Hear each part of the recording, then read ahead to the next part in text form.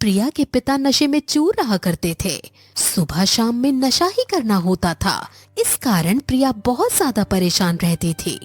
ऐसे ही एक दिन मनोज अपनी बेटी प्रिया से कहता है, प्रिया, जल्दी से मेरे लिए एक बोतल का इंतजाम कर।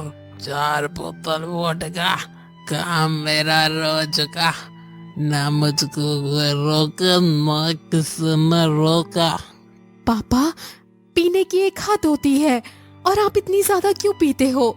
इससे आपके शरीर को नुकसान होगा और आप तो हमारे घर की आर्थिक हालत जानते ही हो। कल को अगर आपको कुछ हो जाता है तो हमारे पास इतने पैसे भी नहीं कि हम आपका इलाज करवा पाए। तू इलाज का छोड़, तू बस मेरे लिए बोतल का इंतजाम कर, अभी के अभी। अगर नहीं किया तेरी हड्डी पसली एक कर दूंगा मार मार के, समझी? पापा, अभी मेरे पास इतने पैसे नहीं है कि मैं आपको और बोतल ला कर दूं, और अब मैं आपके लिए एक भी बोतल नहीं लाऊंगी। बहुत हो गया आपका। रुक, तो ऐसे नहीं मानेगी, तुझे अभी बताता हूँ। प्रिया की ये बात सुनकर मनोज को बहुत गुस्सा आता है और वे पास में रखा डंडा उठाकर प्रिया को मारने पीटने लगता है। प्रिया अपने आप को बहुत बचाने की कोशिश करती है, लेकिन वह खुद को बचाने में नाकामयाब रहती है और उसके सर पर बहुत सारी चोट लग जाती है और उसके सर से खून निकलने लगता है। तभी प्रिया के घर उसके गांव के एक एनजीओ की सविता देवी आती है और सविता प्रिया के सर का चोट देखकर उसे कहती है, अरे प्रिया, तुम्हारे सर पर इतनी सारी चोट कैसे आ गई? कितना सारा खून निकल रहा है, क्या हुआ? तुम्हें कैसे लगी है ये सब? कुछ नहीं दीदी, घर में सीढ़ियों से नीचे गिर गई काम करते करते, इसलिए मुझे ये चोट लग गई। सच में यही बात है या फिर तुम मुझसे कुछ छुपा रही हो? तुम मुझसे अपनी हर बात शेयर कर सकती हो। नहीं दीदी, ऐसी कोई बात नहीं है। सच में काम करते करते इन सीढ़ियों से नीचे गिर गई और मेरे सर पर चोट आ गई। सविता प्रिया को पास के ही अस्पताल ले जाती है और उसके सर पर मरहम पट्टी करवाकर उसे घर ले आती है। ऐसे ही कुछ दिन बीत जाते हैं और मनोज नशे की हालत में आए दिन अपनी बेटी प्रिया को मारता पीटता है। ऐसे ही एक दिन मनोज अपने घर पर अपने 2 दोस्तों को लेकर आता है और उनके साथ बैठकर नशा करता है। मनोज अपनी बेटी प्रिया को आवाज लगाते हुए कहता है, प्रिया, जरा गरम पकोड़े तल कर लेकर आ।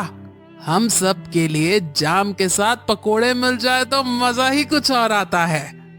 हाँ मनोज भाई, ये बात तो तुम बिल्कुल सही कह रहे हो। अपनी बिटिया को बोलना कि जरा चटपटा पकोड़े बनाए।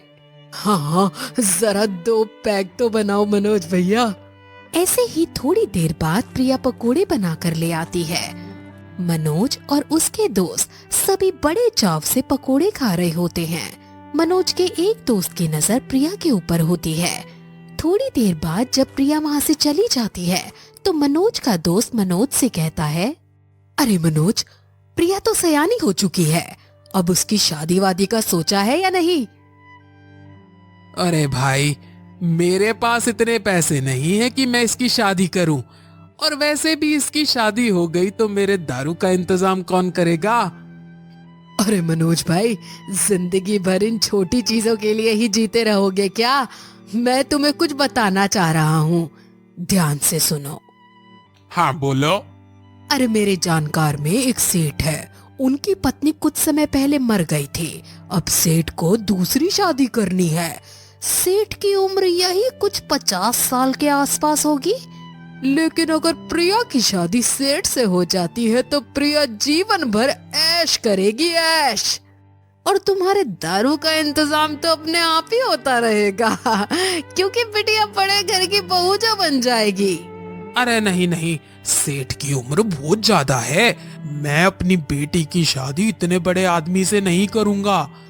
अरे भाई, सेठ बदले में तुम्हें रुपए 5 लाख भी तो देंगे। अब भैया तुम ही सोच लो तुम्हें क्या करना है।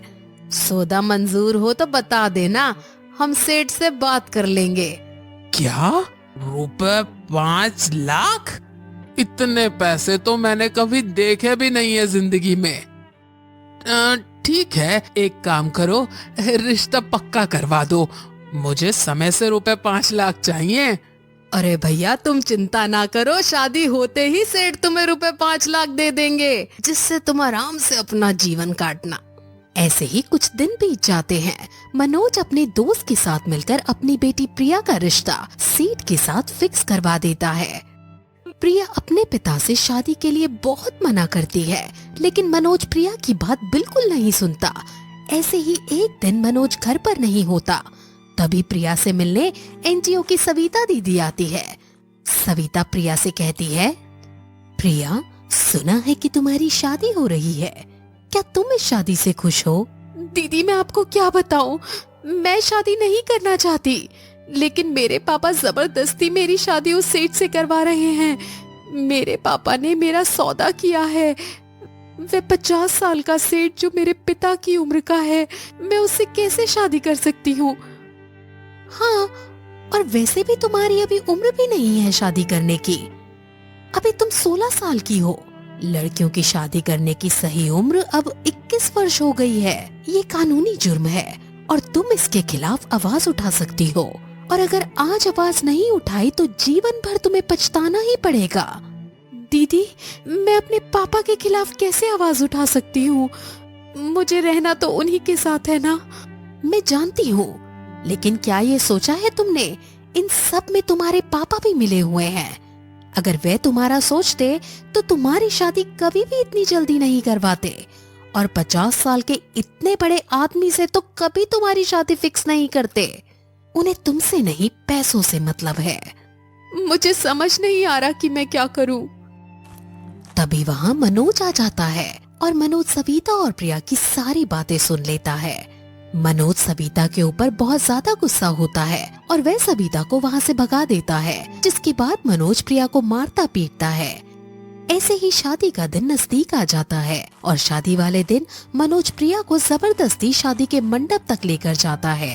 प्रिया बहुत रो रही होती है और वे रोते रोते सीट के बगल में मंडप के पास जाकर बैठ जाती है। पंडित फेरों की रस्मों को शुरू करवाते हैं।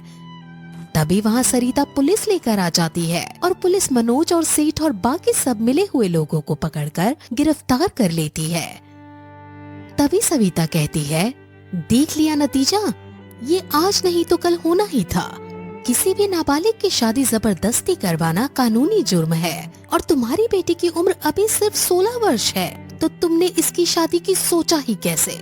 इंस्पेक्टर साहब, आप इन सभी को गिरफ्तार कर लो। लड़की की शादी की सही आयु 21 वर्ष है। उन्हें पढ़ने दो, लिखने दो, अपनी जिंदगी जीने दो। ऐसे शादी करके उनके पैरों में बेड़ियां ना डालो। उन्हें भी जीने का हक है, अपने सपने सजोने का हक है। इस तरह उनके पंखों को ना कुतरो। जिसके बाद वहाँ खड़े सभी लोगों की नजरें शर्म से नीचे झुक जाती हैं।